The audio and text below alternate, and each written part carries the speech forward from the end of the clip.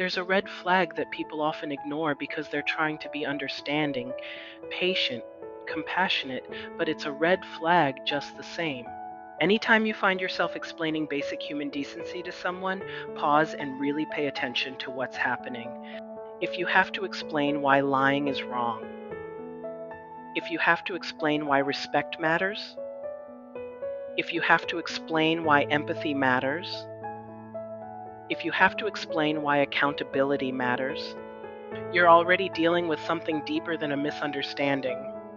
Basic human decency isn't advanced knowledge. It's not a complicated philosophy. It's baseline character.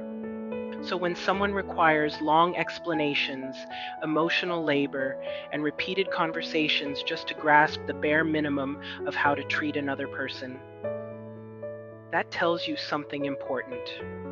And sometimes what it tells you is this: they either don't have the capacity or they don't have the willingness, and both are revealing.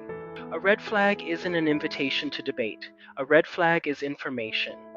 Yet many people stay in these situations trying to educate, explain, and reason with someone who has already shown you who they are.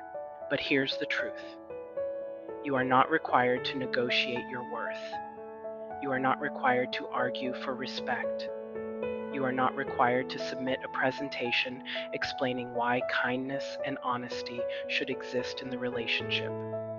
When basic decency has to be explained, it usually means it's already being negotiated, and anything that negotiates your humanity will eventually discount it. Sometimes wisdom isn't complicated. Sometimes wisdom looks like this: you see the red flag, you acknowledge the red flag, and this time you keep it moving. No overthinking, no making excuses, no trying to fix what was never yours to fix.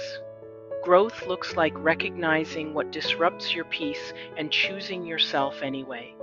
Sometimes the real power is in walking away without looking back.